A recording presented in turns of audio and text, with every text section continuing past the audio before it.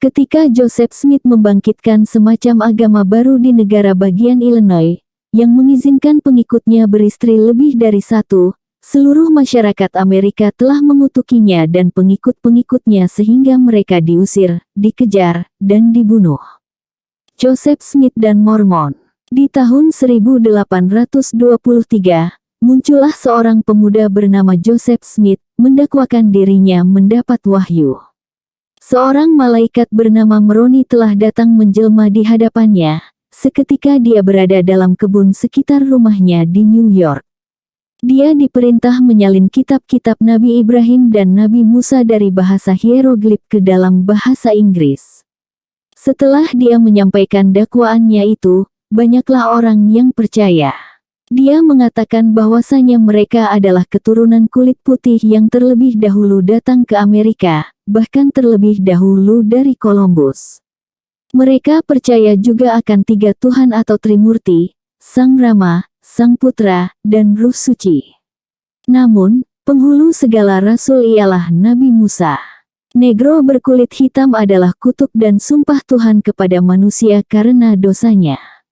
Negro sudah ditakdirkan untuk menjadi budak. Indian adalah bangsa lain, yaitu bangsa Arab yang juga kena kutuk Tuhan dan terdampar ke Amerika. Berbeda dengan seluruh sejarah hukum orang Kristen, kaum Mormon mengizinkan beristri lebih dari satu. Bahkan tidak berbatas sehingga 4 saja. Berapapun sanggup. Pada tahun 1840 sampailah pengikut mereka berjumlah 20.000 orang dan memusatkan gerakannya di Navajo, negara bagian Illinois. Masyarakat mereka sangat terpengaruh oleh ajaran agama. Mereka mendirikan semacam negara agama. Kekuasaan terpegang oleh majelis tertinggi yang terdiri dari 12 orang. Presidennya merangkap mengepalai negara dan mengepalai gereja. Gerakan ini dipandang sangat berbahaya oleh golongan Kristen yang lain. Mereka dimusuhi dan hendak dimusnahkan. Sampai Joseph Smith sendiri dan saudaranya, Jerome, dihukum gantung. Oleh karena tidak tahan lagi, di bawah pimpinan Khalifah Joseph Smith yang gagah perkasa, bernama Brigham Young, mereka pun meninggalkan Navajo, hendak menuju ke sebelah barat, yang pada masa itu masih kosong, belum berpenduduk. Kesanalah beribu-ribu orang itu berpindah dengan menempuh susah payah, melalui padang-padang tandus, menyeberangi sungai Mississippi yang terkenal. Setelah berbulan-bulan mengembara, sampailah mereka ke suatu lembah dan padang indah subur, di pinggir sebuah danau. Air danau itu asin. Manusia belum ramai di sana. Di atas puncak sebuah bukit, menengoklah Brigham yang ke bawah. Padang tekukur subur dan danau. Lalu dipanggilnya pemimpin-pemimpin dan temannya yang setia itu dan ditunjukkannya tempat itu dengan tongkatnya, seraya berkata, inilah tempat itu dirinya. Menurut kepercayaan mereka, tempat itulah yang dijanjikan Tuhan bagi mereka, sebagaimana tersebut dalam kitab suci Nabi Yesaya. Itulah pinggir danau Salt Lake yang terletak jauh dari lautan besar, laksana Laut Mati di Yordania. Sebab itu, ada pula tempat di dekat danau itu yang mereka namakan Yordania. Lapanglah dada mereka melakukan upacara agama menurut kepercayaan mereka di tempat yang baru. Tidak ada lagi gangguan dari orang lain. Kepala mereka, Brigham Young, memang seorang pemimpin yang keras hati. Tahun 1846 dimulailah pekerjaan membuka negeri baru itu. Brigham yang merangkap menjadi kepala agama dan kepala negara. Rumah-rumah pun didirikan dan tanah pun dimulai mencangkul, lalu ditanamkan gandum. Sangatlah subur tanahnya. Dengan orang-orang Indian yang berkeliling, mereka adakan perhubungan yang baik. Tidak seperti di daerah yang lain, Indian dimusnahkan. Setelah gandum itu mulai akan menyabit, terjadilah suatu hal yang amat ajaib, yang telah menambah iman dan yakin mereka dalam agama yang mereka peluk itu. Tiba-tiba datanglah semacam belalang beribu-ribu hendak hinggap ke atas gandum yang telah dekat disabit dan hendak menghisap sarinya. Kalau itu terjadi, Akan hancurlah usaha besar itu dan akan musnahlah orang pindah itu karena kelaparan. Tidak ada ikhtiar yang dapat melepaskan mereka dari bahaya itu. Tempat mengadu tidak ada di bumi lagi. Tidak ada usaha selain dari berdoa, sembahyang, tekun menghadapkan harapan ke langit. Kami datang kemari karena dibawa kepercayaan kepadamu, ya Tuhan. Kami ini, hamba-Mu. Lindungi kami, ayah, anak, suami istri, tua dan muda, sembahyang dan berlutut meminta pertolongan. Tiba-tiba datanglah suatu hal yang tidak disangka-sangka. Ada sebangsa burung elang putih yang hidup di pinggir-pinggir danau Salt Lake. Tiba-tiba kelihatan burung itu terbang, beribu-ribu pula banyaknya. Datang berduyun-duyun ke sawah yang hampir menguning. Dilihatnya belalang hendak hinggap, lalu seluruh burung mengejar belalang beribu-ribu tadi. Dibunuhnya dengan paruhnya sehingga jatuh menghujan ke bumi. Yang tinggal terbang lari entah kemana. Demi setelah belalang itu dapat dihalaukan, burung itu pun terbang ke danau kembali dan hilang dari pandangan mata satu demi satu. Hal ini terjadi dalam masa yang tidak berlebih dari 1 jam.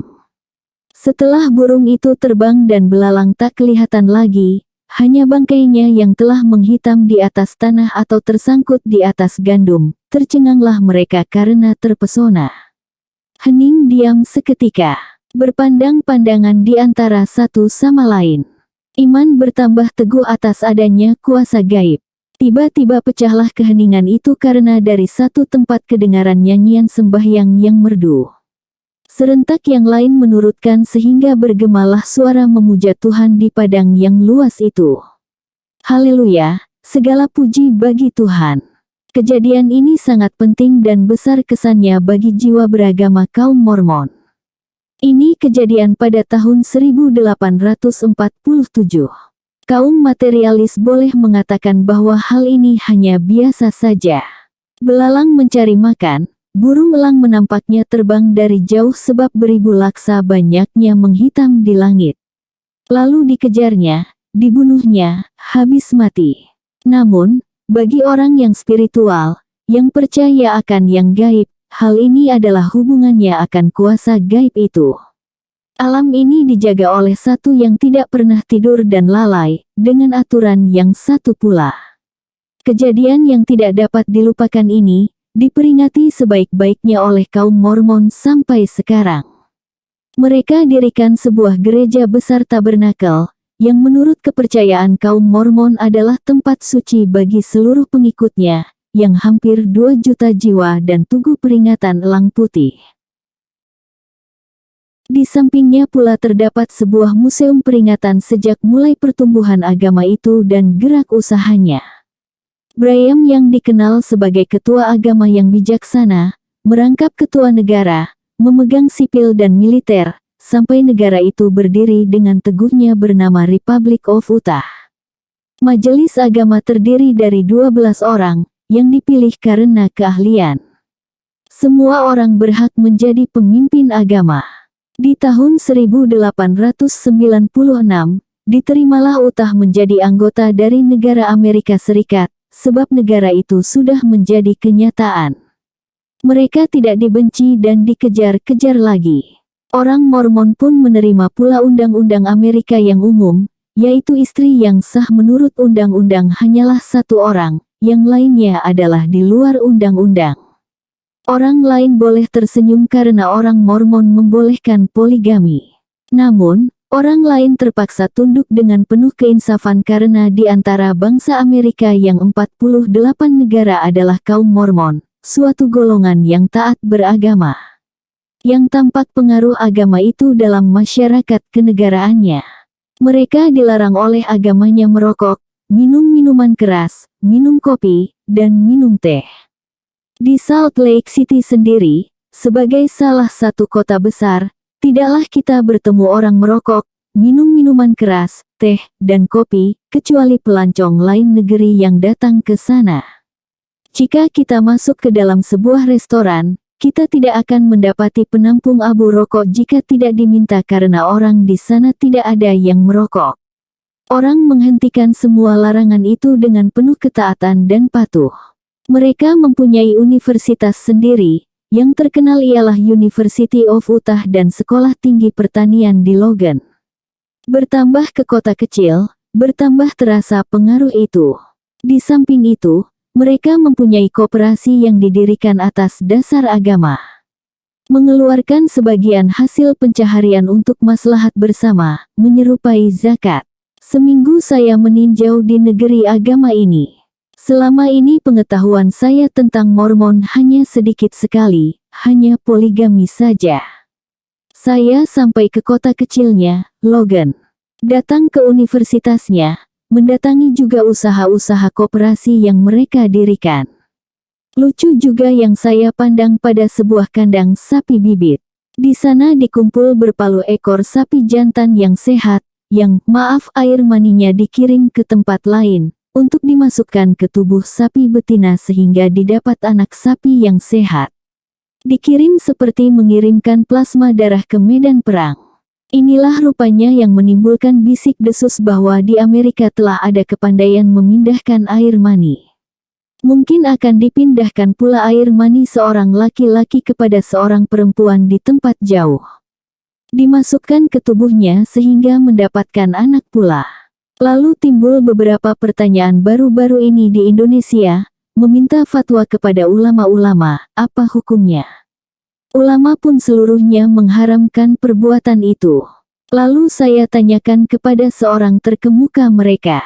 Saya sebut kemungkinan mengirim air mani manusia itu pula. Dengan senyumnya meskipun mulanya agak jengkel, pemuka Mormon menjawab, mengirim mani laki-laki kepada perempuan di tempat lain, lalu beranak serupa kejadian dengan sapi itu, mungkin juga sebab kepandaian manusia bertambah tinggi. Namun, hal itu tidak kita khawatirkan sebab kepercayaan agama masih ada di dunia ini. Agamalah yang mengatur keturunan ayah dan anak, ibu dan anak, suami dan istri.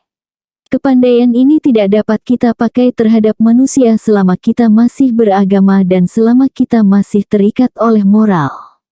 Adapun terhadap binatang saya rasa tidaklah mengapa. Biarkanlah kepandaian manusia digunakan untuk memajukan kesuburan ternak. Lalu katanya pula, saya rasa tidaklah ada di dunia ini orang yang akan mencoba memakai kepandaian itu untuk manusia. Di Amerika ini tidak ada dan saya rasa pun di negeri Tuhan juga tidak, bukan? Dia mengemukakan pertanyaan itu dengan senyum dan kami pun terpaksa tersenyum. Barangkali di negeri komunis ada sebab mereka tidak beragama, kata temannya. Saya rasa juga tidak, kata saya, sebab di negeri komunis itu pun orang yang beragama juga ada. Belum pula terdengar ada orang komunis mempropagandakan mengirim air mani untuk diternakkan di tempat lain.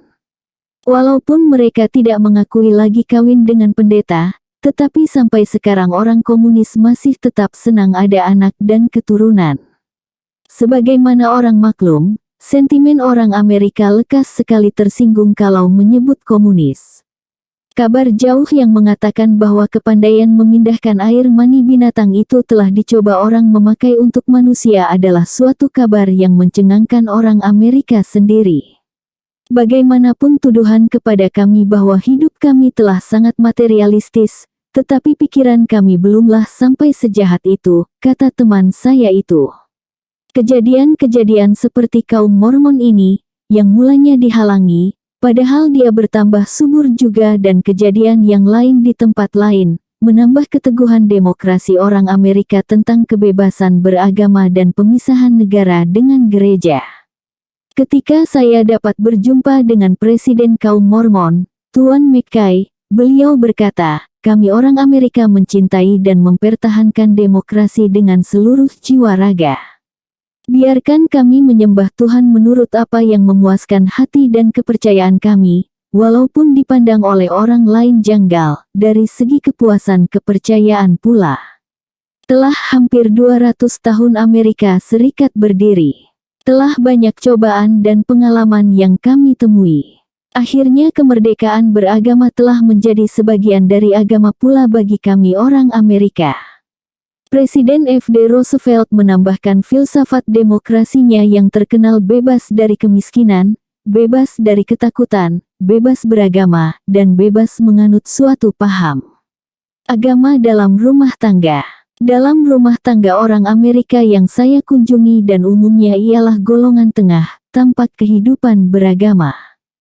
Jika kita orang Islam yang taat mengerjakan sholat 5 waktu, mereka pun sembahyang pula 4 waktu, waktu akan makan pagi, tengah hari, makan malam, dan waktu akan tidur. Ayah bunda mendidik anaknya dalam hidup demikian. Apatah lagi bila mana melakukan lagu-lagu agama.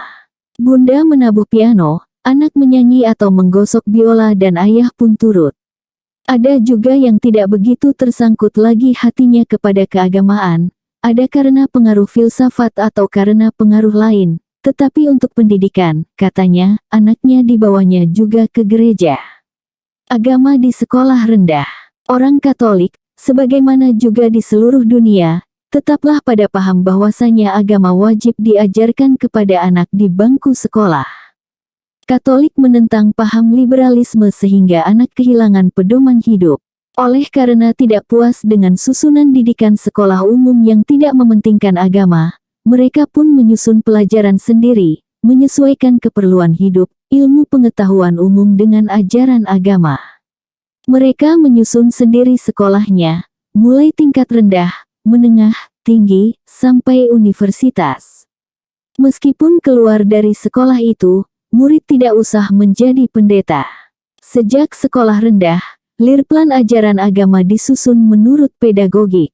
Lepas dari sekolah tinggi, demikian keterangan yang saya terima dari Mahaguru salah satu universitas Katolik, murid disuruh istihoroh meminta petunjuk kepada Tuhan, kemana kiranya Tuhan izinkan dia akan pergi dan lapangan mana akan dimasukinya.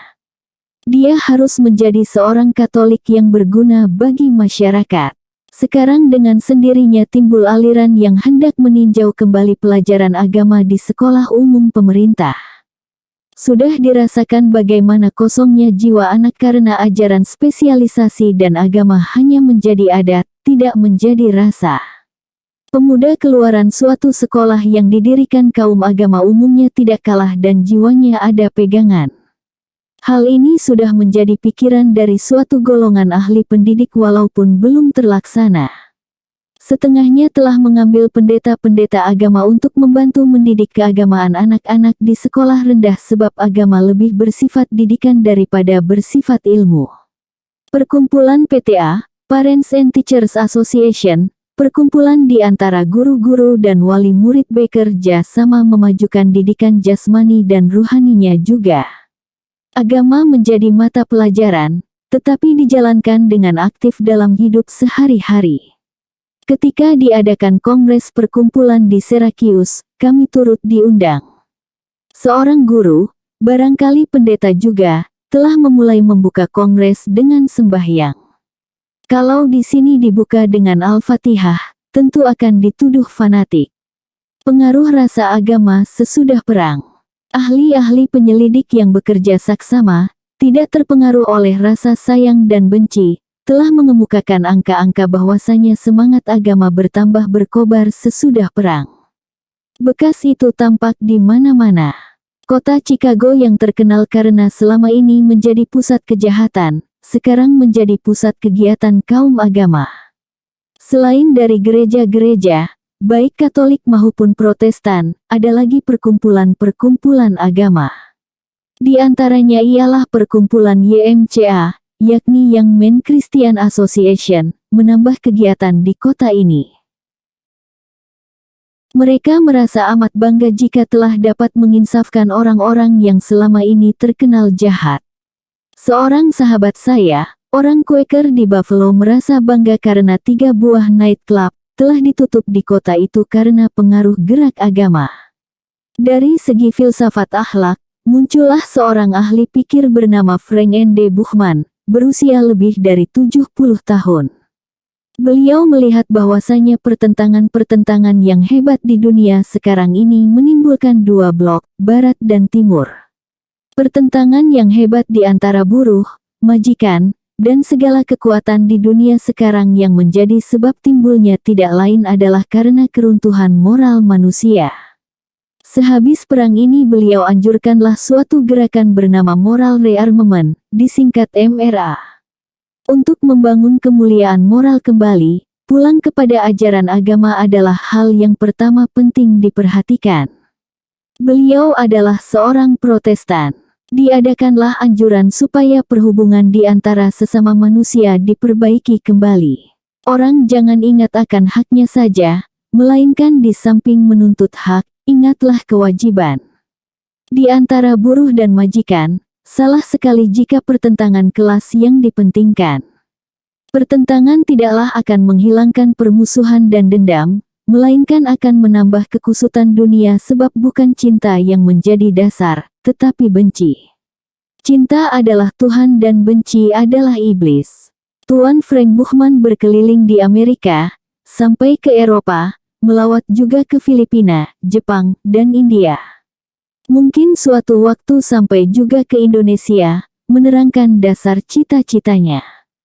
Banyaklah pengikutnya di Amerika dan Eropa. Beberapa hal sulit memang telah dapat diselesaikan dengan dasar ajaran demikian. Majikan dianjurkan mengadakan hubungan rapat dengan buruhnya karena kekayaan yang didapatnya adalah dari keringat si buruh. Beberapa regisor dan bintang film di Hollywood pun tertarik akan melancarkan cita-cita tinggi agama dengan memakai film. Pencipta film-film besar yang terkenal, Cecil B. DeMille, yang sebelum perang telah berhasil mengeluarkan film-film sejarah yang besar, sesudah perang menyambung pekerjaannya. Beliau suka sekali mengeluarkan film sejarah yang bersangkut paut dengan agama. Dia telah berhasil dengan film Samson dan Delilah. Frederick March, seorang bintang film yang sanggup mengeluarkan film berkarakter tinggi, telah berhasil mengeluarkan film Christopus Columbus. Ingrid Bergman telah berhasil dengan film Jeanne d'Arc. MGM telah berhasil mengeluarkan film besar Quo Vadis dan telah keluar pula David and Bathsheba. Sekarang Cecil B. DeMille sedang menyusun pula pengeluaran film 10 Hukum. Wahyu Tuhan yang diturunkan kepada Nabi Musa atau Kitab Taurat. Film, kepandaian teknik, dan kesenian yang telah berpadu menjadi satu diikuti oleh kepandaian dan ilmu pengetahuan yang tinggi tentang sejarah disokong oleh dana perbelanjaan yang mencukupi, rupanya bukan saja berguna dan berfaedah untuk menciptakan film biasa, bahkan juga dapat memperdalam kesan agama. Kabarnya konon film 10 Hukum telah 2 tahun sampai sekarang dipelajari oleh Cecil B. DeMille. Riwayat Nabi Musa dikumpulkan dan Al-Quran pun diperhatikan. Kepada seorang teman yang berziarah, pembuat film yang masyhur itu berkata, dari Al-Quran banyak sekali saya mendapat bahan tentang kehidupan Nabi Musa yang indah sekali jika difilmkan. Ahli-ahli film itu pandai benar melukiskan kehidupan agama dalam film. Gereja, lonceng gereja, tekun pendeta, ketaatan semuanya terlukis dengan amat menarik hati. Demikianlah sesudah perang perhatian kepada agama lebih besar dari sebelum perang. Menurut statistik yang dikemukakan orang kepadaku di Washington bahwasanya umat yang kembali mendatangi gereja sesudah perang lebih banyak daripada jumlah anak lahir. Namun, pembicaraan ini rasanya belum cukup jika belum disertai dengan hal-hal lucu tentang ketekunan agama yang bertemu di Amerika. Sebagaimana juga di Indonesia di waktu kekacauan jiwa, di Amerika pun ada gerakan-gerakan kebatinan, yang menyerupai Madrais, Islam Hak, dan beberapa gerakan mistik di Indonesia. Di Chicago ada seorang negro mendakwakan dirinya nabi. Di Arizona ada seorang yang menamakan dirinya Krishna Vedanta yang datang ke dunia sebagai jelmaan dari Yesus Kristus untuk menyelamatkan dunia dari bahaya komunis yang sekarang mengancam. Yang lebih hebat dari itu semuanya ialah seorang yang mendakwakan dirinya menjadi Tuhan. Orang itu ialah Father Divine di Philadelphia. Supaya perjalanan dan pengalaman agak cukup, saya pun datang kepada orang yang mengaku dirinya jadi Tuhan. Father Divine. Philadelphia terkenal karena di sana adalah pusat kegiatan kaum Quaker. Kami datang ke sana untuk mengunjungi Haverford University dan Pandle Hill College yang keduanya milik kaum Quaker. Selesai melihat kegiatan kaum ini, kami singgah kepada Father Divine. Kami pun pergi ke markasnya hendak mengetahui bagaimana besar adanya orang yang mendakwakan dirinya menjadi Tuhan. Sesampai di sana, kami lebih dahulu telah berjumpa dengan beberapa pengikutnya. Tidak kurang dari 100 orang, laki-laki dan perempuan, kulit hitam dan kulit putih. Markasnya terdiri dari 2 tingkat. Murid-murid itu berkumpul di tingkat bawah. Setiap yang datang mengucapkan salam kepada temannya, "Peace." Dijawab dengan peace pula. Di dinding tergantung gambar-gambar dari Father Divine, bersanding dengan nyonya. Di kiri kanan gambar itu diapitkan bendera Amerika. Di dalam, kaset perekam dari pidato-pidato Father Divine diputar, habis satu, ganti lagi, habis satu, ganti lagi. Mereka mendengar dengan asyik pidatonya di Chicago, pidatonya di San Francisco. Isinya menyerukan damai dan menjunjung tinggi pemerintah Amerika. Melihat banyaknya gambar-gambarnya tergantung, bersanding dengan istrinya, melihat bagaimana tekunnya pengikutnya, sebelum berjumpa dengan fathernya sendiri sudahlah dapat saya menyusun sikap yang akan dibawa menghadap beliau. Kami duduk di dekat seorang kulit putih yang berusia kira-kira 60 tahun. Rambutnya sudah putih. Melihat kami orang baru rupanya dan menyatakan pula datang dari Indonesia, sangat ingin hendak menemui Papa, dia pun memulai propaganda. Memang bukan Tuan saja, bahkan dari seluruh dunia ini manusia yang insaf telah datang kepada orang yang ditunggu-tunggu kedatangannya oleh dunia ini. Saya sendiri barulah mengenal kebenaran demi setelah mendapat ajaran beliau. God, Tuhan, telah menjelma ke dunia karena kasih-Nya kepada hambanya. Ketika dia sedang asyik bicara datanglah seorang kulit putih lain. Orang usia 60 tahun itu lalu menunjuknya, Tuan ini datang dari Sweden, sengaja menghadap dan meminta petunjuk Father Divine. Lalu orang itu diperkenalkan dengan kami. Beberapa orang hitam pun datang pula mengerumuni kami. Semua taat rupanya. Setelah itu kami pun memberikan nama kepada seorang pemuda kulit putih yang rupanya sengaja ditentukan untuk meladeni tamu. Setelah diterimanya, dia pun naik ke atas. Kira-kira 5 menit di belakang, dia pun datang kembali dengan muka gembira, menyatakan bahwa kedatangan kami memang telah ditunggu oleh Father. Saya pun menggumam senyum. Tentu dia telah tahu lebih dahulu sebab Departemen Luar Negeri telah memberi kabar bahwa dia akan kedatangan tamu. Katanya pula, Father telah menyediakan waktu istimewa untuk menyambut kami nanti pukul 6. Hari baru pukul 4, kami pun bertamasyalah sebentar melihat-lihat Philadelphia. Pukul 6 persis kami kembali. Kami dibawa menghadap Father Divine di tingkat kedua. Kamar studinya terbuka dan kami dipersilakan masuk. Father Divine berdiri dari kursinya dan 14 orang perempuan muda, kulit putih dan kulit hitam, putihnya cantik-cantik dan hitamnya manis-manis, semuanya pun berdiri karena Father telah berdiri. Saya perhatikan mukanya. Dia adalah seorang negro, rambutnya dicukur abis sebab itu tidak ada lagi keritingnya. Kepalanya tertonjol ke belakang, gemuk dan pendek. Sekuntum bunga ros kecil tersisip di kelepak bajunya. Diulurkannya tangannya kepada kami dan dipersilakannya duduk. Saya perhatikan sebentar perempuan yang banyak itu. Semuanya adalah perempuan-perempuan pilihan belaka. Sebelah kirinya duduk yang paling cantik di antara segala yang cantik dan manis itu. Itulah Mother, istri beliau. Usianya kira-kira 30 tahun. Lalu kami susunlah sikap. Saya mulailah menyatakan maksud kedatangan kami. Kami dari Indonesia, negara yang baru merdeka.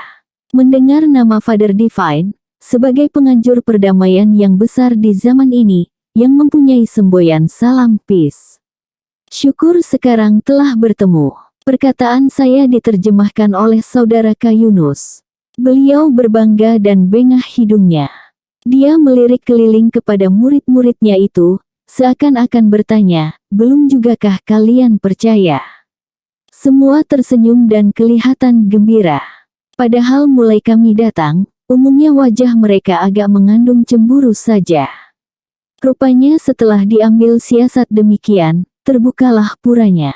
Lalu dikerlingnya dengan sudut matanya seorang perempuan muda kulit hitam, menyuruh ambilkan sesuatu. Perempuan itu paham dan segera berdiri mengambil sebuah bundel. Dari dalamnya dikeluarkan beberapa helai surat. Dibeberkanlah di hadapan kami beberapa helai surat kabar tua, penuh gambar dari gerakan pengikutnya di Amerika, Amerika Selatan, di Australia, dan di beberapa tempat di Eropa. Pada beberapa gambar itu ditulis di bawah gambar Father Divine is God. Adakah tuntunan yang dapat kami bawa pulang? Lalu diliriknya pula dengan sudut mata gadis hitam manis tadi. Dibawa pula ke hadapan kami dua gulungan kertas tebal, lalu dikembangkan. Di sana rupanya telah disusun seperti klise, salinan kawatnya kepada pemimpin-pemimpin dunia, kepada Stalin, Mussolini, Hitler, Roosevelt sebelum perang dan kawatnya kepada Chou Enlai di Tiongkok. Lalu diiringinya dengan cerita bahwa maksudnya ialah menyerukan damai dalam alam ini dan pemerintah Amerika Serikat adalah pandu utama dari perdamaian. Kami bertanya, sudah berapa tahun Father memulai seruan damai yang amat penting ini?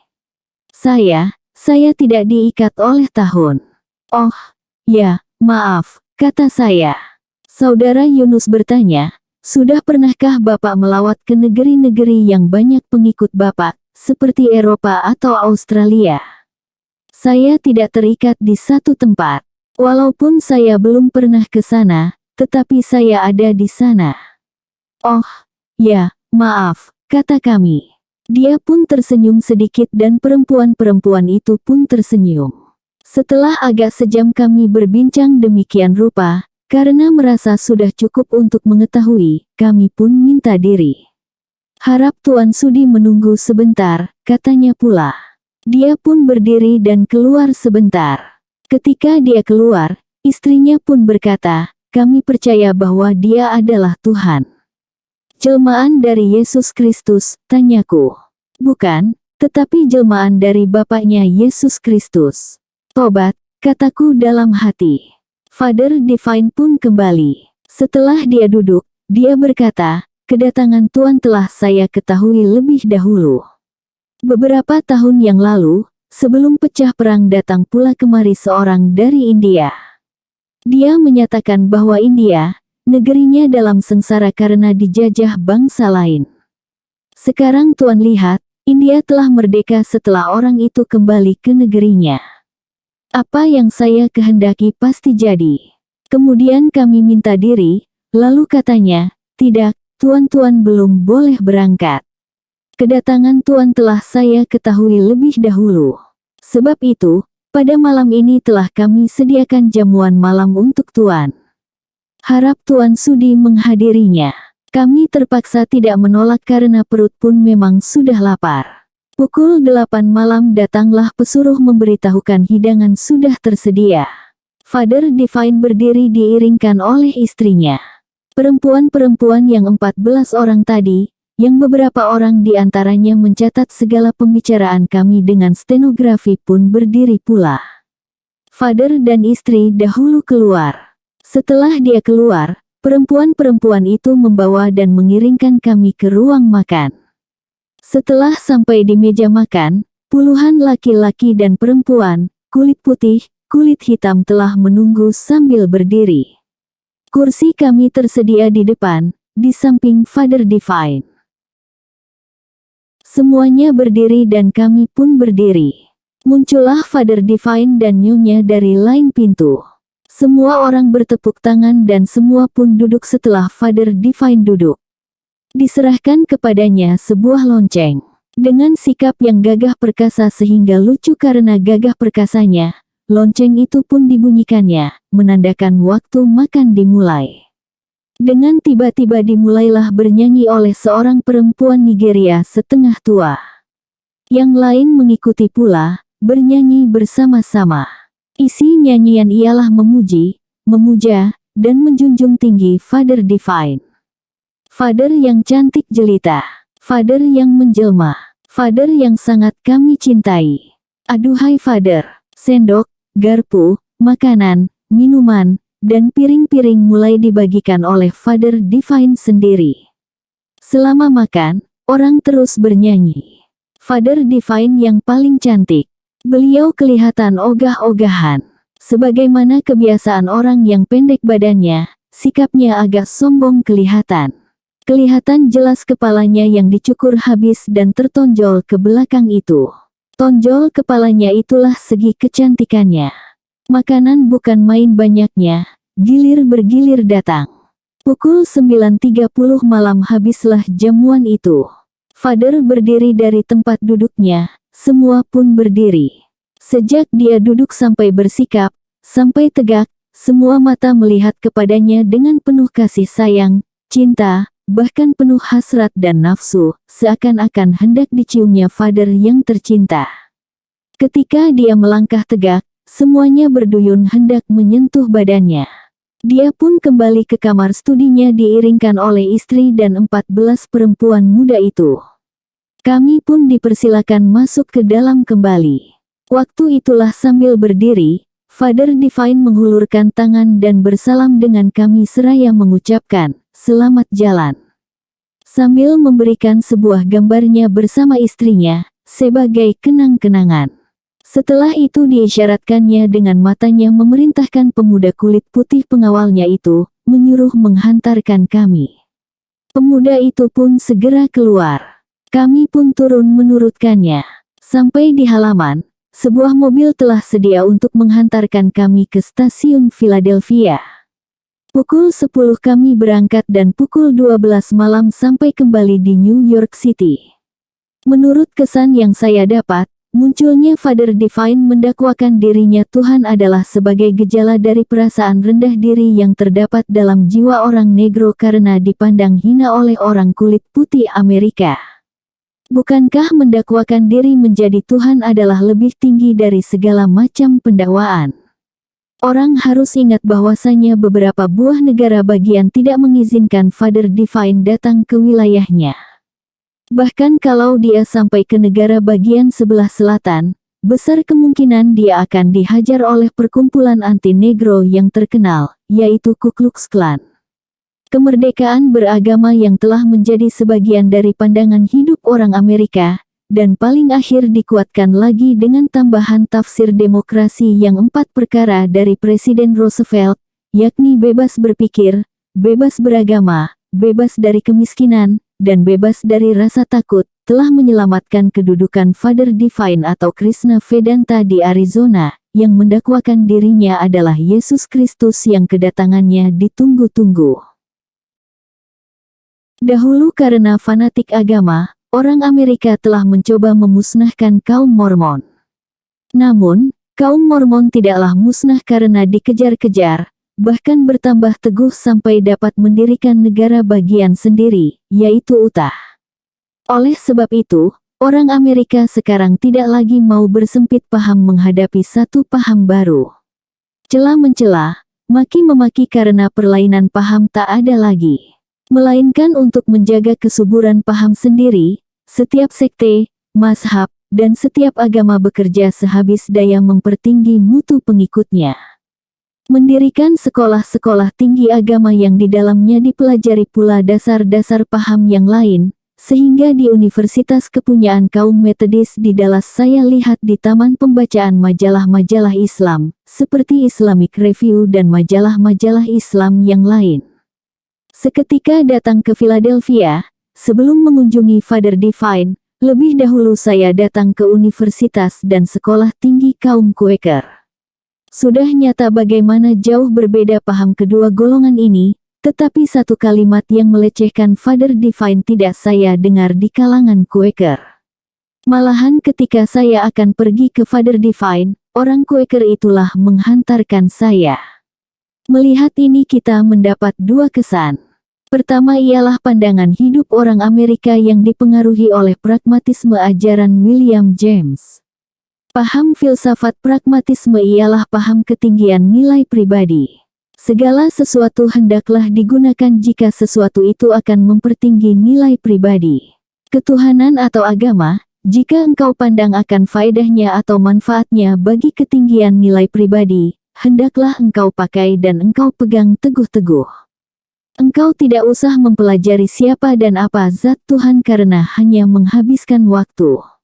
Yang harus engkau ingat adalah bahwa percaya akan Tuhan besar sekali faedah dan manfaat untuk menimbulkan pribadi. Oleh sebab itu, dalam memegang suatu agama janganlah dogmatis semata-mata, karena orang dogmatis itu kadang-kadang menurunkan harga pribadi. Namun, ada lagi kesan yang kedua. Orang hendak beragama atau hendak ingkar jadi Protestan, Katolik, Islam atau Yahudi, mendakwakan diri jadi Tuhan atau jadi Yesus, semua itu adalah perkaranya sendiri, masa bodoh. Dia boleh mendakwakan lebih dari itu, asal saya jangan diganggunya. Kesan mana yang akan Tuhan pilih, yang pertama atau kedua, atau kedua-duanya, terserahlah pada Tuhan sendiri. Namun, di Amerika terang ada kehidupan beragama yang mendalam, di samping kemewahan benda yang meluas. Kita banyak bertemu dengan orang yang sangat religius, seakan-akan haus akan segala hikmat dan banyak juga bertemu orang yang dangkal, yang memandang hidup sudah lengkap dan cukup sebab segala sesuatu sudah dapat dimudahkan dengan mesin dan pesawat. Di samping melihat bangunan gedung Empire State yang terdiri dari 103 tingkat dan jembatan yang panjangnya 4 mil atau 7 mil, kita dapat juga berjumpa gereja-gereja besar, suara loncengnya menggema ke seluruh penjuru. Kemanapun kita berjalan, kita akan mudah berjumpa kemewahan hidup, kepelisiran yang tidak berbatas, paha perempuan terbuka di tempat mandi umum, kedai-kedai kopi klub malam yang dihidangkan oleh perempuan telanjang. Kemanapun kita berjalan, kita pun akan bertemu perempuan model memakai telekung hitam. Itulah perempuan-perempuan yang telah mendarmabaktikan seluruh kehidupannya bagi agama yang dipercayainya. Dari wajahnya kelihatan memancar sinar iman dan kepercayaan. Kadang-kadang mereka bersedia meninggalkan kampung halaman, tanah tempat lahir dan pergi mengembara ke negeri yang jauh. Yang belum beragama, di hutan Afrika, di Tiongkok, dan juga di Indonesia, sehingga kadang-kadang kita umat Islam sendiri lalai memperhatikan bahwa propagandis agama Kristen, baik Amerika maupun Eropa, telah masuk ke dalam kampung-kampung kita dengan tidak banyak bicara. Kita benci kepada mereka dan menuduh mereka telah materialis belaka. Menuduh segala perempuannya telah menjadi bintang film belaka. Di Chicago terbit sebuah majalah Kristen, Christian Century namanya. Oplahnya besar dan tersebar kemana-mana di seluruh dunia ini. Mereka namakan abad Kristen karena mereka yakin bahwa abad ke-20 ini adalah abad mereka, abad berkembangnya kebudayaan dan pengaruh Kristen di seluruh dunia. Kita boleh menuduh mereka materialis, imperialis, kapitalis, tetapi yang terang ialah bahwa mereka kerja. Demikianlah pandangan dan kesan-kesan saya tentang agama di Amerika. Di sana saya berjumpa yang buruk dan berjumpa yang baik. Dimanapun di dunia ini, tetaplah berjuang di antara nafsu angkara murka yang meruncut kita ke bumi dengan cita-cita tinggi yang hendak mengangkat kita ke langit. Tilka hiyal hayaat, itulah dia hidup, agama golongan kecil. Orang Yahudi di Amerika kira-kira berjumlah 4 juta jiwa, yang terbanyak di New York, yaitu 2 juta jiwa. Meskipun mereka sedikit, pengaruhnya besar. Tidaklah heran jika masyarakat terbesar kurang senang kepada Yahudi. Sebagai kebiasaan hidup orang Yahudi, mereka menyisih atau disisihkan. Karena kesempatan yang kurang diberikan itu, mereka pun sempat bermenung dan tafakur. Sebab itulah, Yahudi sempat memunculkan ahli-ahli pikir besar atau kaya besar, baik di Eropa maupun Amerika. Yahudi Jerman yang meninggalkan Jerman di zaman rezim Hitler, banyak pula pindah ke Amerika, di antaranya filsuf besar Einstein. Pengaruh mereka amat besar, uangnya banyak, kapitalis besar terbanyak adalah orang Yahudi. Atas desakan merekalah negara Israel berdiri dan didirikan atas kegiatan Truman. Penduduk Yahudi di New York lebih banyak dari penduduk Yahudi di Israel sendiri. Belanja negara itu pun sebagian besar dari sana.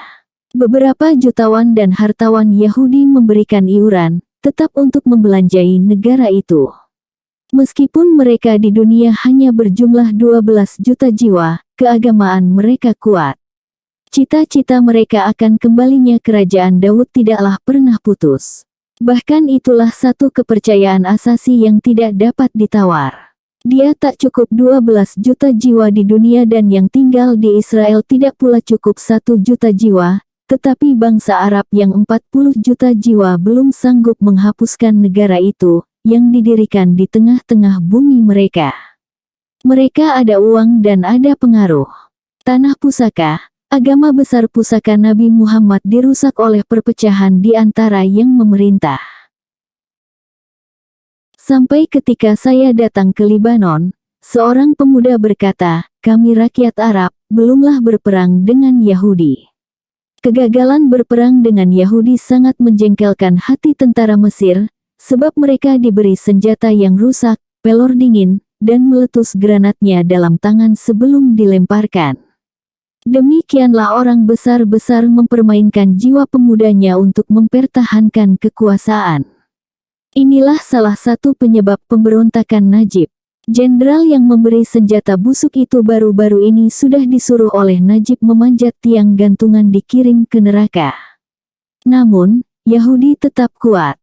Tahun 1950, seorang pemimpin dan wartawan Arab datang ke Amerika, hendak mempropagandakan kesucian perjuangan Arab menentang Yahudi.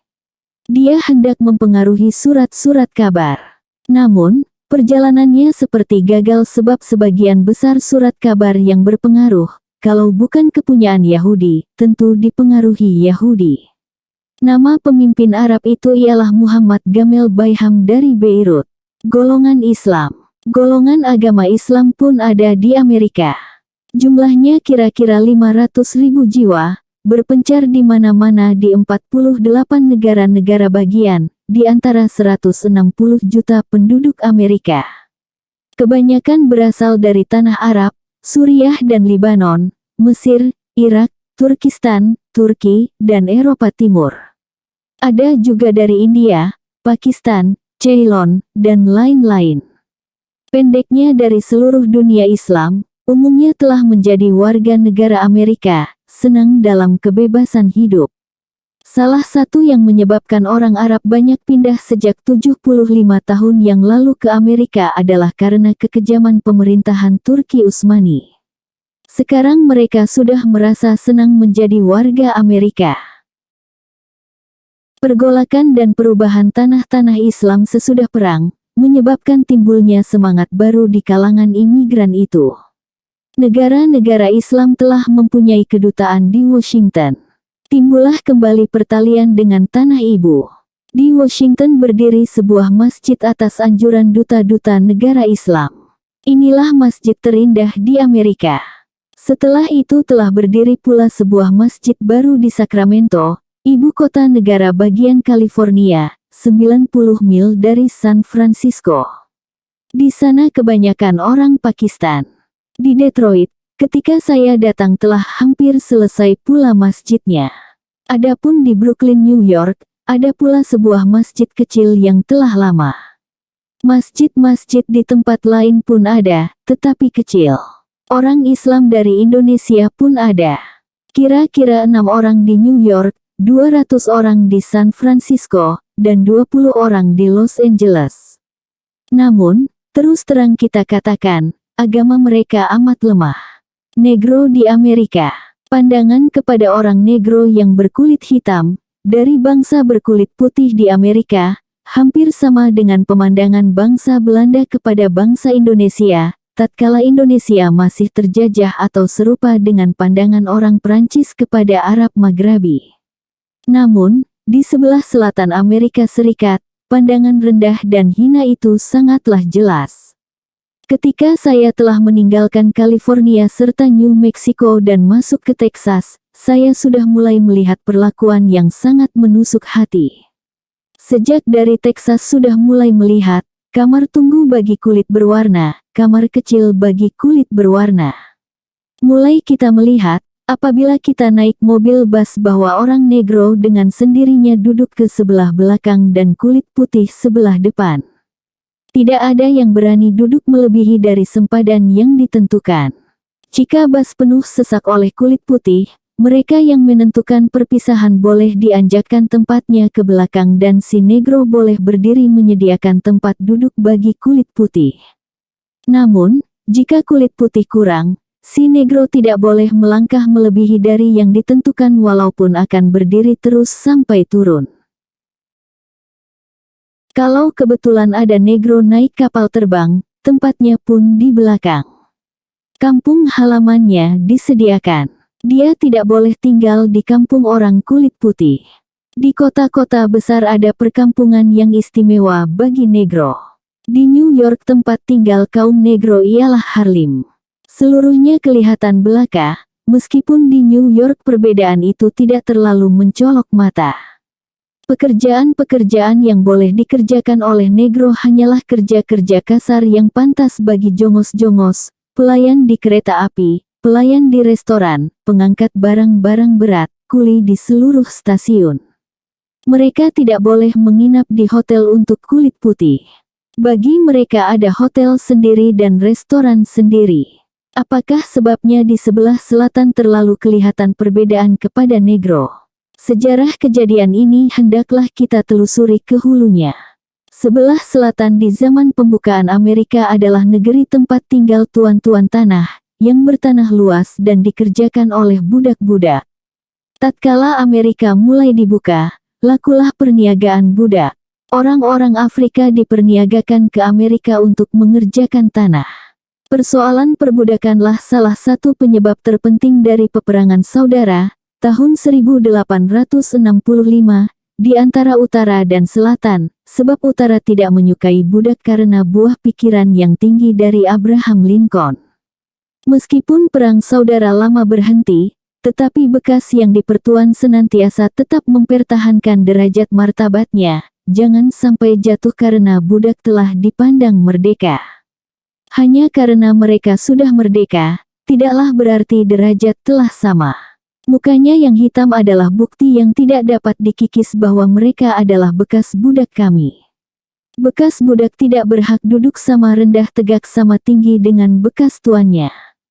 Mukanya yang hitam menunjukkan bahwa mereka tidak berhak memasuki pintu sekolah-sekolah tinggi yang khusus bagi tuan-tuan. Mukanya yang hitam tidak mengizinkan mereka untuk mencoba sedikit saja menyentuh kulit nona-nona kulit putih. Untuk menjaga jangan sampai mereka keluar dari batas yang ditentukan itu, meskipun telah didirikan negara demokrasi, diadakanlah beberapa peraturan, terutama di sebelah selatan. Peraturan itu lebih banyak yang tidak tertulis daripada yang tertulis. Untuk menjaga berjalannya peraturan itu, berdirilah perkumpulan yang terkenal bernama Ku Klux Klan. Anggota-anggota perkumpulan ini bukanlah orang-orang Amerika sembarangan.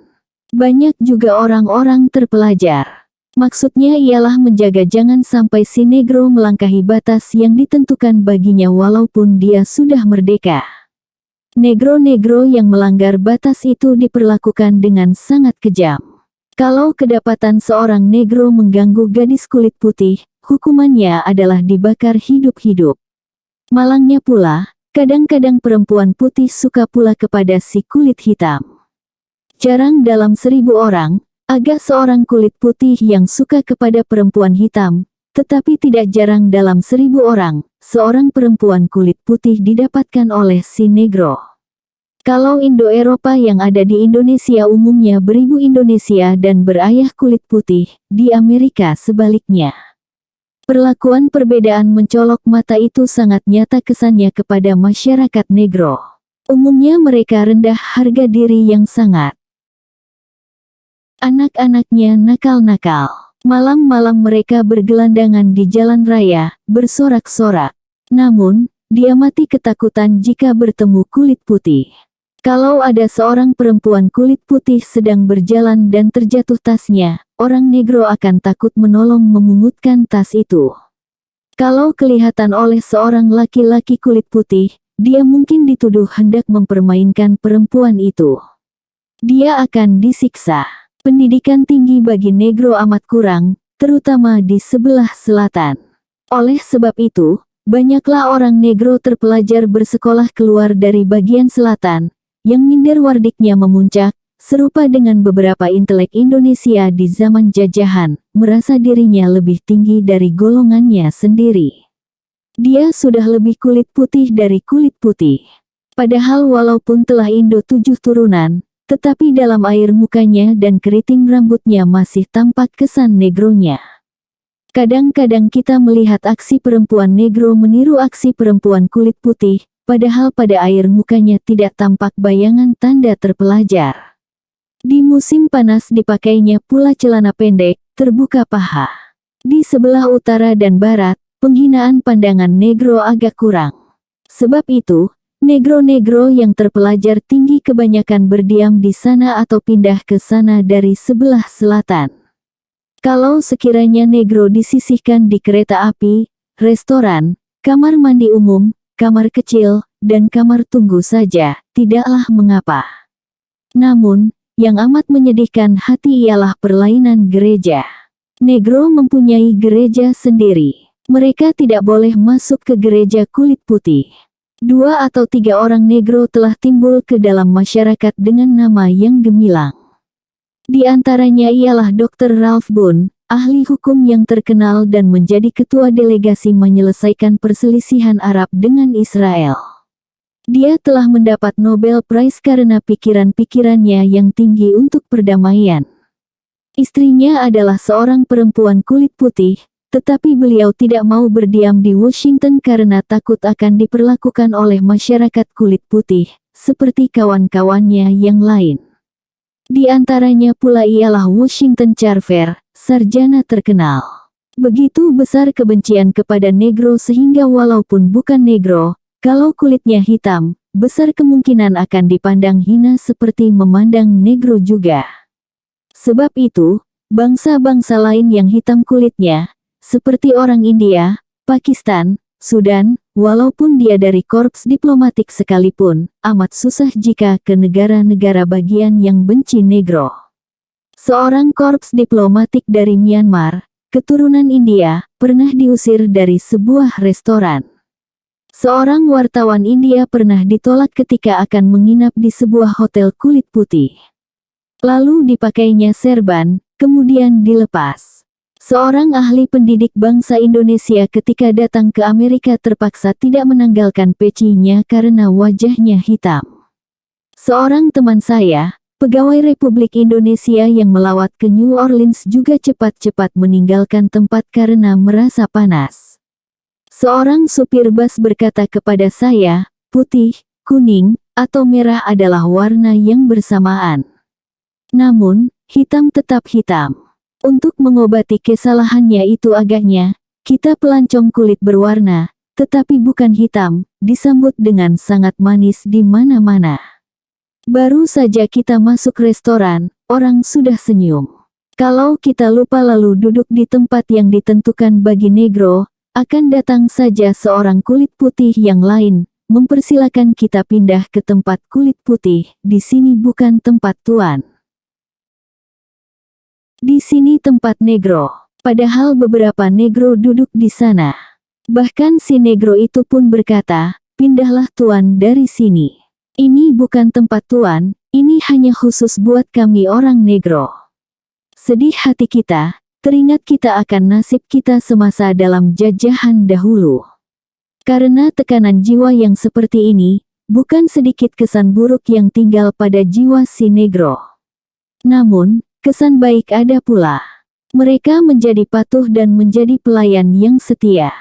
Jika naik kereta api lalu kita ajak seorang pelayan negro bercakap-cakap, terdapatlah cita-cita yang tinggi, tetapi terpendam oleh nasib. Umumnya mereka cinta kepada tanah airnya, Amerika, walaupun begitu perlakuan terhadap diri mereka. Timbullah pada sebagiannya suatu filsafat pandangan hidup yang gembira. Apa guna susah-susah? Mari bernyanyi, mari menari. Timbullah ahli-ahli nyanyi serta ahli tari yang besar-besar dan masyhur lagu-lagu gembira, jazz, Charleston, dan lain-lain. Kaki mereka amat ringan berketuk-ketuk di lantai. Besar pengaruh tari negro itu dalam kesenian tari Amerika. Selain dari itu, di kalangan negro banyak pula timbul ahli-ahli bokser dan tinju. Barangkali ini pun pelepasan dendam yang tidak sadar dalam jiwa negro. Seperti klub-klub sepak bola di Indonesia, zaman jajahan, saat bermain bola dengan klub Belanda, waktu itulah mereka melepaskan panas kaki dengan bermain kasar. Karena di luar lingkungan permainan itu, kepada Belanda jangankan bersentuhan, mendekat saja tidak boleh. Apabila mereka telah kaya karena tari, nyanyi, dan boksernya, umumnya menikahlah dia dengan perempuan kulit putih. Asalkan putih kulitnya, biarpun dari perempuan kuli. Si perempuan kulit putih sudi bersuami dia sebab dompetnya sehat. Badannya pun sehat, lebih sehat dari sesama kulit putih. Namun, yang begini tidak akan mendapati di selatan. Jika terjadi perceraian, seluruh kekayaan si negro jatuh kepada istri kulit putihnya. Terjadilah Perang Dunia Kedua. Waktu itu kulit putih insaf bahwa seluruh tenaga harus dikerahkan. Diadakanlah sasaran besar-besaran, menyeru seluruh warga negara mempertahankan tanah air. Hak kita sama dan kewajiban pun sama. Tidak ada perbedaan. Kalau habis perang setelah musuh demokrasi habis dikalahkan, nasib seluruh bangsa berwarna dengan sendirinya akan baik. Marilah memanggul senjata. Si negro pun percayalah kepada janji itu. Mereka pun menyerbu ke medan perang. Beribu-ribu orang meninggal di Eropa.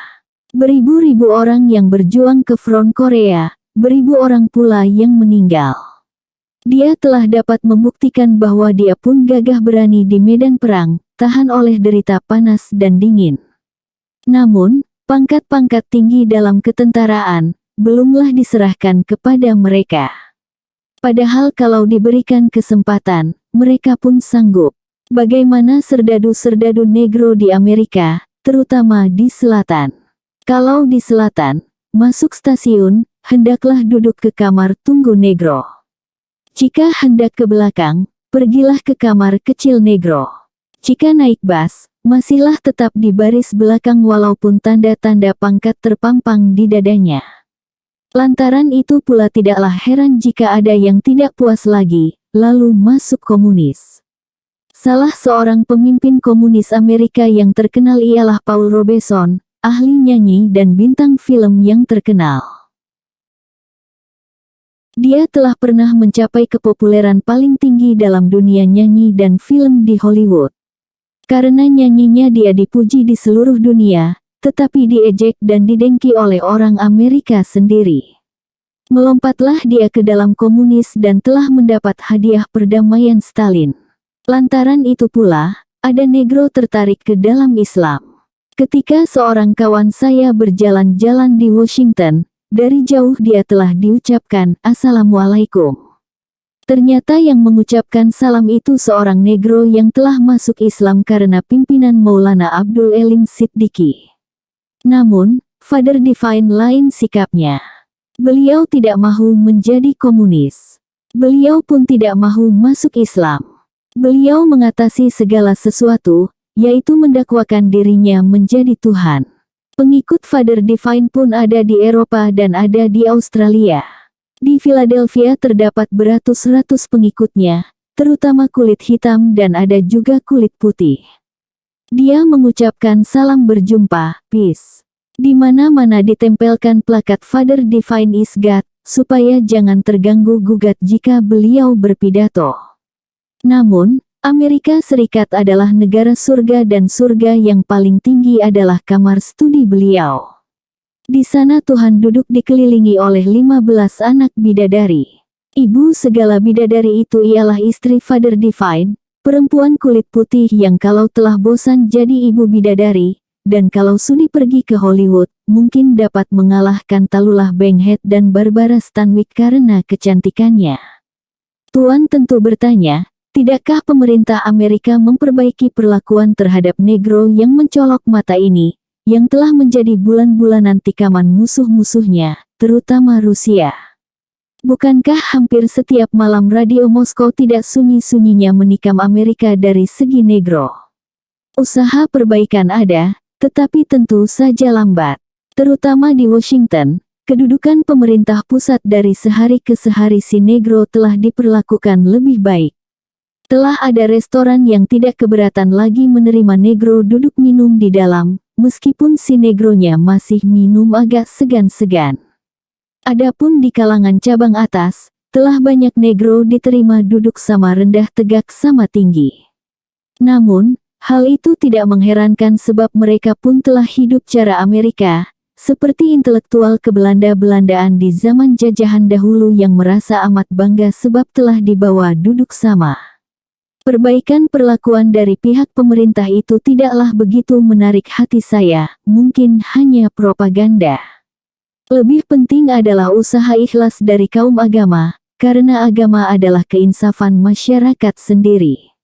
Orang Quaker tampaknya benar-benar dengan sangat aktif memperbaiki perlakuan terhadap negro.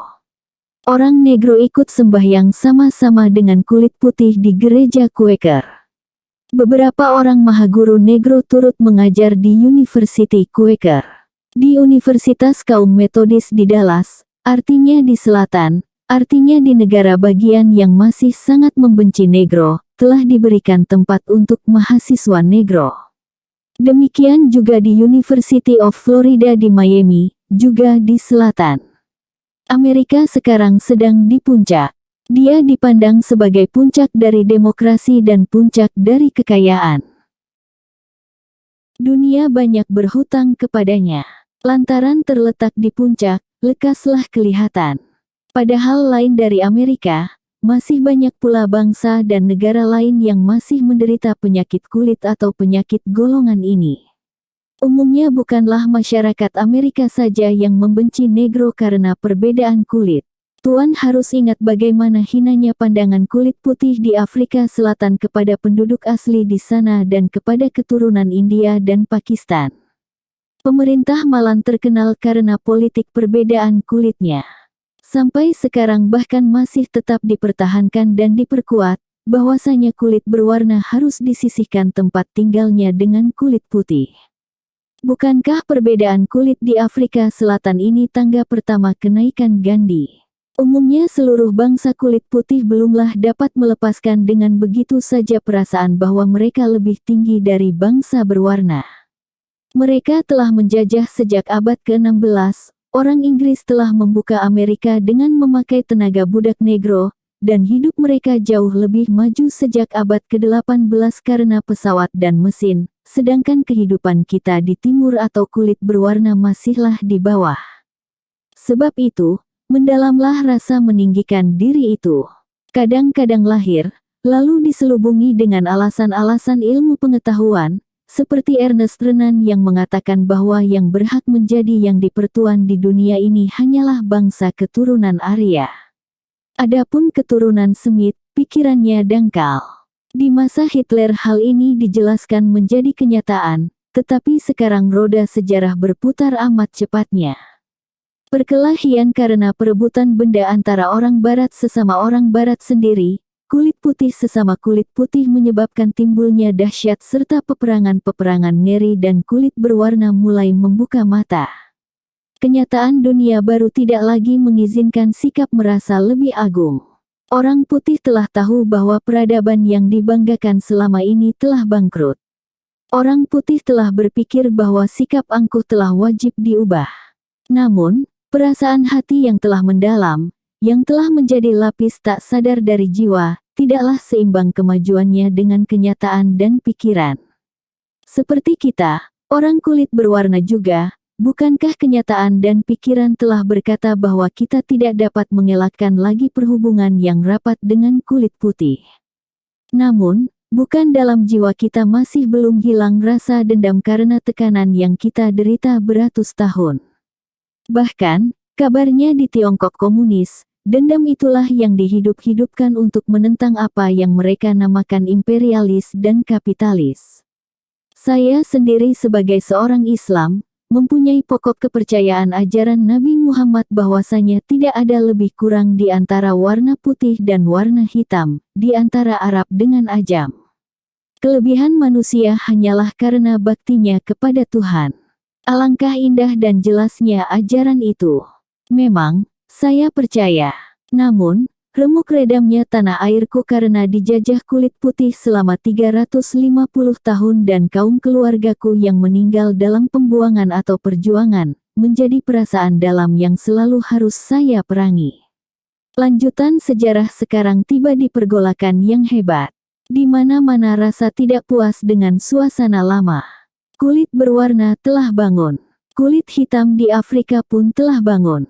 Gerakan mau-mau mengguncang perut kulit putih. Kebangunan itu tidak akan dapat dibendung lagi. Bom atom tidak dapat menguasainya. Negro Amerika pasti terpengaruh oleh kebangkitan itu. Amerika, di dalam masyarakatnya membenci negro di negerinya, tetapi pemerintahannya sudah pasti menerima duta besar dari Abesini, Liberia, Sudan, Tanganyika, dan kulit berwarna yang lain. Ahli-ahli pikir dan pemerintah Amerika sudah tahu akan hal itu. Namun masyarakatnya, terutama sebelah selatan masih berat menerima kenyataan itu. Sebab seperti kita katakan tadi, perjalanan perasaan tidaklah sekencang perjalanan kenyataan. Ada temanku dalam perjalanan mengatakan bahwa di Indonesia sudah ada pula golongan yang dibenci seperti kulit putih Amerika membenci negro, yaitu terhadap Indo-Eropa. Kata kawanku itu, lihat sendiri bagaimana tertekannya masyarakat Indo di Indonesia sekarang. Lalu kujawab bahwasanya nasib negro di Amerika tidak dapat diserupakan dengan nasib di Indonesia merdeka. Negro tertekan sejak bermula Amerika dibuka. Mereka memang terang keturunan budak dari kulit putih dan warnanya memang berlainan. Indo di Indonesia, oleh siasat penjajahan dahulu, ditimbulkan rasa bahwa mereka lebih tinggi dari bangsa ibunya. Sebab itu, mereka pun terlepaslah dari masyarakat. Dr. Setiabudi atau Dowes Dekker insaf akan kesalahan ini. Beliaulah Indo yang mula-mula ingat bahwa Indo adalah sebagian dari bangsa Indonesia. Mana yang menuruti paham Setiabudi, dapatlah menyesuaikan diri. Mana yang tidak, menderitalah jiwanya setelah Belanda tidak memerintah Indonesia lagi. Oleh sebab itu, persoalan Indo di Indonesia, tidaklah seberat persoalan negro. Ibunya ialah Indonesia. Mereka bukan perantau di Indonesia.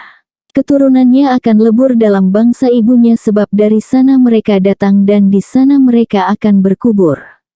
Warna mereka tidak akan menimbulkan kebencian dalam hati bangsa ibunya.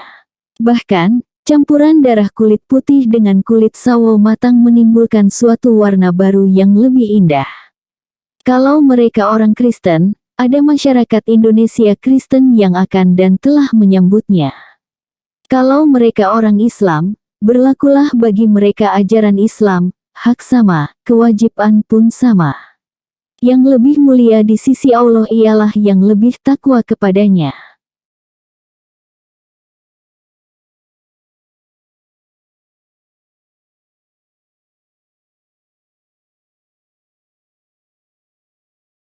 Tenaga dan keindahan. Dalam perlawatan mengelilingi Amerika Serikat, banyak saya berjumpa tempat-tempat yang serupa dengan di negeri kita.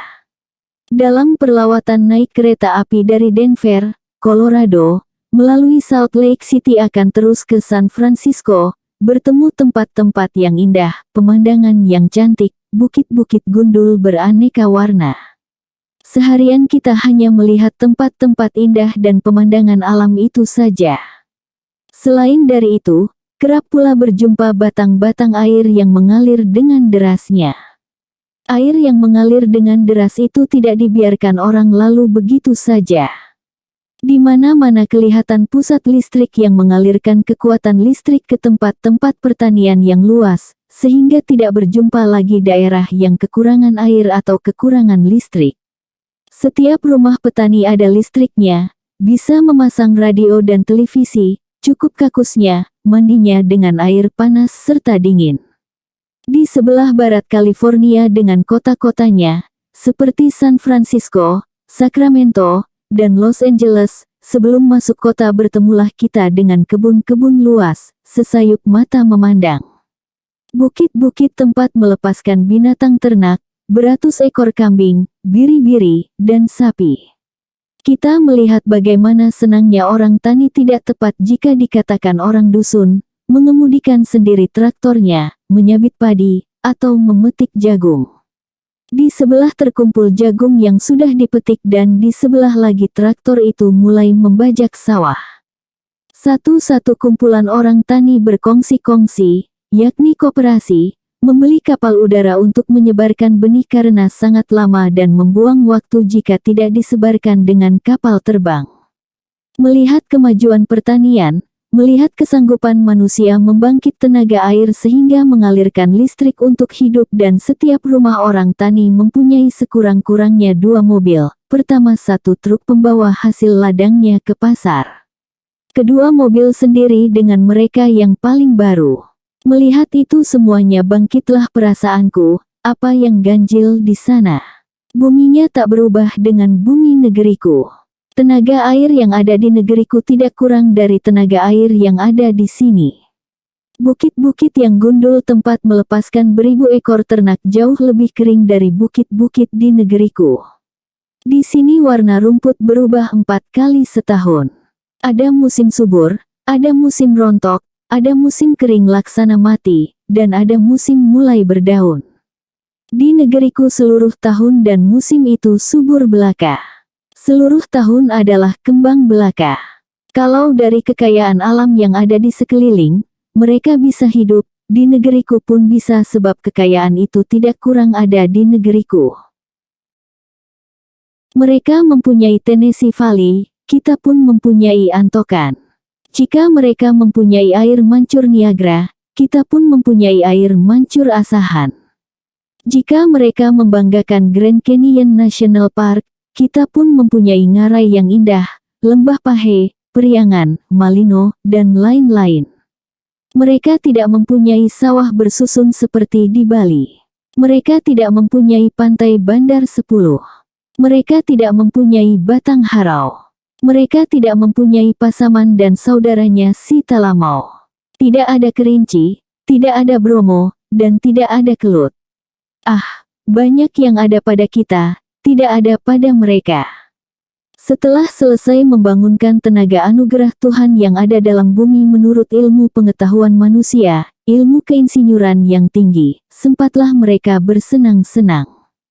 Sempatlah mereka memelihara tempat-tempat indah yang mereka miliki. Kalau Sentana Tuan rasai bagaimana rayunya hati naik kereta api dari San Francisco menuju Los Angeles, di tepi pantai Lautan Pasifik. Khayalkanlah dalam ingatan Tuan kelak suatu masa, entah di zaman anak cucu kita, kereta api cepat berangkat dari Padang, menyusuri pantai Pariaman, lalu ke Tiagan, Air Bangis, dan sampai ke Sibolga. Di tiap-tiap negara bagian ada tempat indah yang istimewa. Jika kita melawat satu kota, kita dapat menyewa sebuah mobil atau bus yang istimewa untuk sekian jam. Supir yang mengendalikan mobil itu dengan segala senang hati mengobrol melalui pengeras suara, menerangkan nama tempat, nama gedung, nama kebun dan siapa punya, riwayatnya dan tahun, serta sejarah penting yang mengenai tempat itu. Barangkali ada orang lain yang ingin saja tinggal di negeri-negeri itu karena melihat indahnya.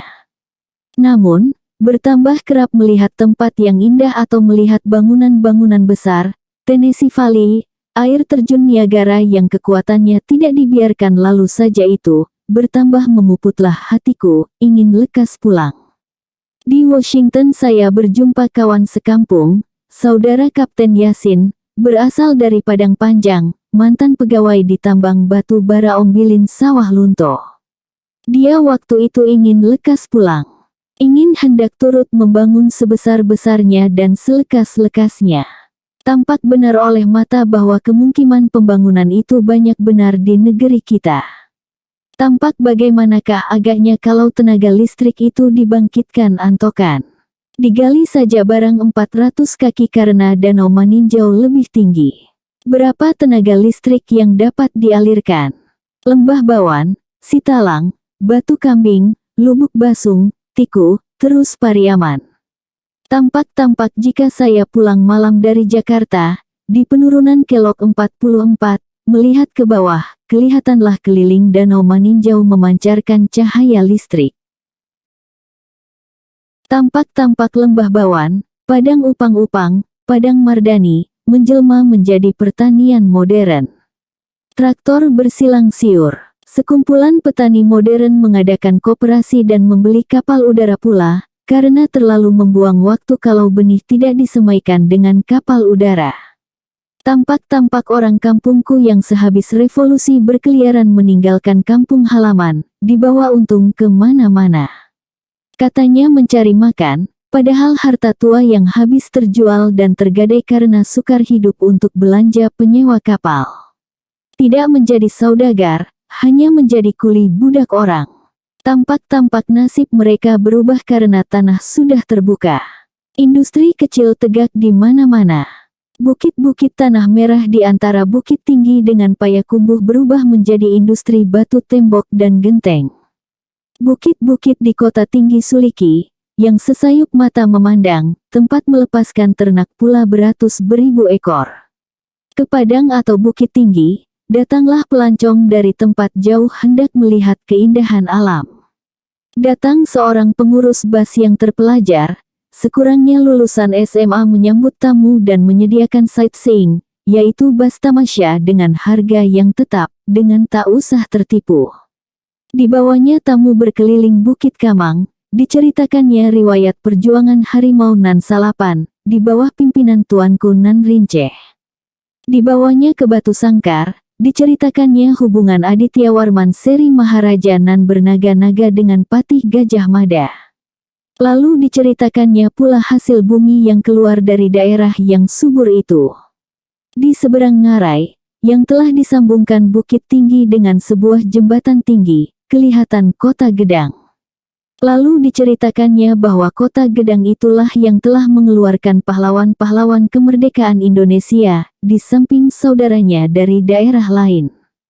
Seumpama Haji Agus Salim, Sultan Syahrir, dan lain-lain. Tambang batu bara ada untuk menghidupkan mesin listrik. Inilah penyakit angan tadi. Tambang emas pun ada, segalanya cukup dan rakyat terpelajar. Buta huruf tidak ada lagi. Inilah angan-angan yang menyerang saya di Washington, sedikit masa sebelum pulang. Saudara Kapten Yasin pun rupanya telah ditimpa penyakit itu pula. Bagaimanalah nanti kalau kita pulang, kata Saudara Yasin. Tidakkah kita akan ditertawakan orang? Sementara sekarang ini, pembangunan masih berat sebelah. Segala tenaga dikerahkan di Jawa dan hanya sedikit yang dialirkan ke tanah seberang. Kalau hal itu kita sebut, kita dituduh provinsialistis. Kalau hal ini kita sebut, tidakkah kita akan dituduh orang gila pula, atau dituduh pro-Amerika? Lalu saya sambung, akan serupa nasib kita dengan Marco Polo yang pulang kembali ke Veneti setelah berpuluh tahun melawat ke Tiongkok. Di mana-mana dia menceritakan keindahan Tiongkok di masa itu, masa pemerintahan Kubilai Khan bahwa Tiongkok jauh lebih maju dari Eropa. Dia dituduh orang gila sehingga kalau dia berjumpa di jalanan, pemuda-pemuda bertanya dengan ejekan, "Hai Gaek, apa kabar Tiongkok?" Tetapi saudara, kataku pula, hal ini perlu kita sebut.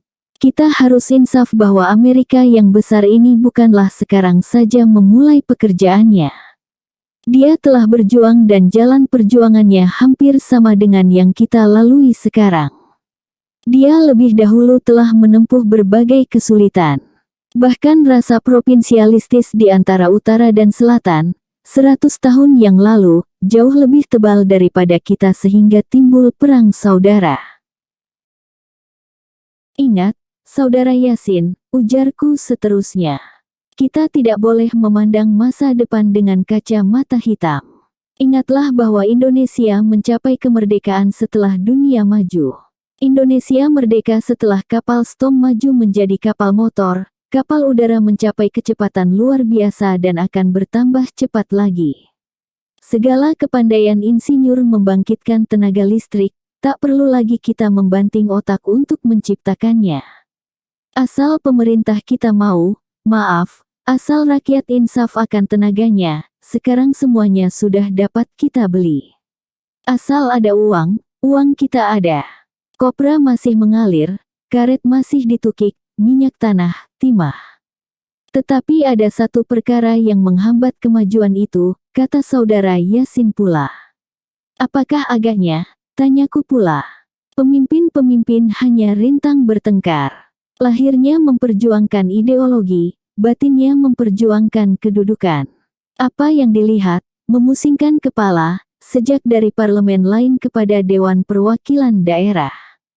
Di kampung kita sendiri, Dewan Perwakilan dibekukan, sebab kepandaian Dewan Perwakilan kita bukanlah membangun, hanyalah menjatuhkan gubernur dengan mencari kesalahannya. Orang Sumatera Tengah sendiri tidak dipakai oleh orang Sumatera Tengah, katanya pula, kita orang seberang, terutama orang Sumatera, berduyun-duyun ke Jawa, ke pusat. Karena main pusat-pusatan saja, di mana-mana terasa seakan-akan orang seberang di pusat itu didesak, dicemburui, dan tidak diberi kesempatan. Oleh sebab itu, ada orang yang berkata bahwasanya di Jakarta partai-partai itu hanya kulit saja, batin sebenarnya ialah Jawa dan seberang. Saya bermenung sejurus, lalu saya jawab, sumber segala kejadian ini dapat kita selidiki. Dewan-dewan perwakilan daerah tempat berkaruk mulut itu tidaklah heran. Kita baru saja merdeka. Kita sekarang ini sedang ingin mengecap kemerdekaan itu, bagaimana benar rasanya? Bukankah di zaman penjajahan menjadi kepala negeri atau engku kepala saja bukan main tinggi rasanya? Apatah lagi jadi wakil rakyat? Penyakit ini adalah akibat dari pengaruh penjajahan 350 tahun. Kita yang sekarang ini adalah orang tiga zaman. Semua, tidak ada kecuali. Tenaga-tenaga pegawai di zaman jajahan itulah yang terpaksa kita terus pakai sekarang sebab gantinya belum ada. Meskipun administratif telah merdeka, tetapi pengaruh sep, induk semang, tuan besar, belumlah hilang dari jiwa mereka, mereka sadari atau tidak. Sebab itu jangan heran jika masih bertemu jilat ke atas, tekan ke bawah. Pemimpin-pemimpin yang sekarang menjelma, mereka bertentangan berebut pengaruh dengan nama partai atau perkumpulan. Setelah merdeka, pertentangan mereka teruskan dengan baju lain, tetapi isinya masih itu juga. Jangankan partai yang berbeda ideologi, yang sama Islam pun begitu. Kedua, berpuluh tahun lamanya pemimpin terbiasa menentang pemerintah, beroposisi. Meskipun zaman telah bertukar kepada merdeka dan negara adalah negara sendiri, oposisi sudah menjadi suatu kesenangan. Bukankah Bung lihat, banyak pemimpin menghamburkan kritik dan menyatakan tidak puas. Namun, apabila dia diberi apa-apa dengan PGP sekali, dia pun diam. Apa saudara tidak mengakui pemimpin-pemimpin besar kita? Bukankah mereka dari kalangan kaum intelektual yang telah menceburkan dirinya ke dalam kalangan rakyat jelata? Tanya saudara Yasin pula. Berapa pemimpin itu? Tanyaku pula. Pemimpin dan kalangan intelektual juga menceburkan dirinya ke dalam rakyat jelata yang kenal akan jiwa rakyat dan merasa hidup dengan mereka hanyalah berapa orang saja. Itulah pemimpin besar seperti Soekarno, Hatta, Syahrir, Natsir, dan lain-lain. Adapun kaum intelektual umumnya, sampai sekarang, belumlah berdekat dengan rakyat. Mereka dengan rakyat hanyalah laksana minyak dengan air, berjauh-jauhan. Mereka dididik dengan cara baru dan hidup secara barat. Mereka tidak merasakan pedih sakit yang dirasakan rakyat. Bahkan mereka benci dan jijik melihat rakyat. Banyak pula yang masih belum pandai menyatakan perasaannya dengan bahasa ibunya. Perbedaan di antara rakyat yang dipimpin orang 99% besar jumlahnya, amatlah jauh dengan golongan cerdik pandai yang 1% jumlahnya. Pada hemat saya, demokrasi pada bangsa kita belumlah menjadi suatu pandangan hidup. Rakyat masih menjadi perisai bagi segolongan kecil manusia untuk mencapai kepentingan diri sendiri. Demokrasi barulah akan menjadi keyakinan hidup bila mana tanah air kita telah mempunyai 2.600 sekolah tinggi dan 250 universitas seperti di Amerika. Di waktu rakyat telah benar-benar dapat menyatakan perasaannya, memilih wakilnya. Demokrasi harus sejalan dengan kecerdasan.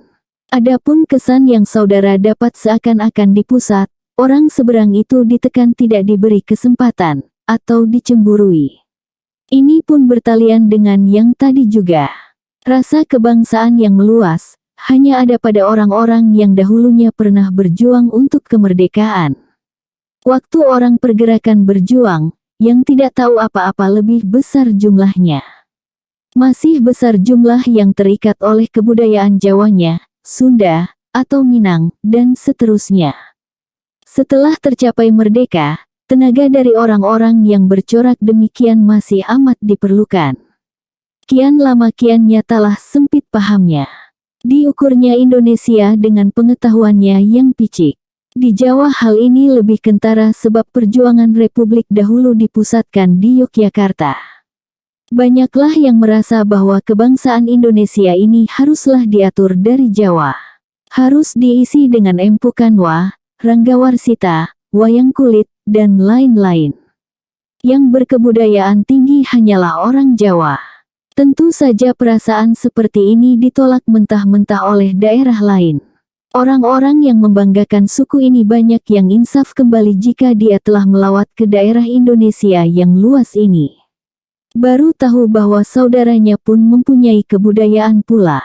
Yang kedua, meskipun di seberang, seperti Sumatera, Sulawesi, dan Kalimantan ada juga Belanda menanamkan feodalisme, bekasnya tidaklah semendalam di Jawa. Di seberang orang tidak pernah mengenal sembah jongkok, tidak mengenal inggih indoro. Sisa-sisa feodalisme itu masih ada sampai sekarang. Sebab itu, orang seberang yang baru datang ke Jawa, jika masuk kantor banyak yang tak pandai ambil muka. Bahkan, kadang-kadang sudah keterlaluan, tidak bisa diatur, berangasan, dan tidak segan kepada sepnya. Meskipun jiwa merdeka amat penting, dia janganlah sampai mempengaruhi jalannya pekerjaan. Semuanya ini saya percaya akan lekas berubah. Radio mempercepat perubahan itu. Datang mengunjungi dari satu daerah ke daerah lain pun akan mempercepat perubahan itu.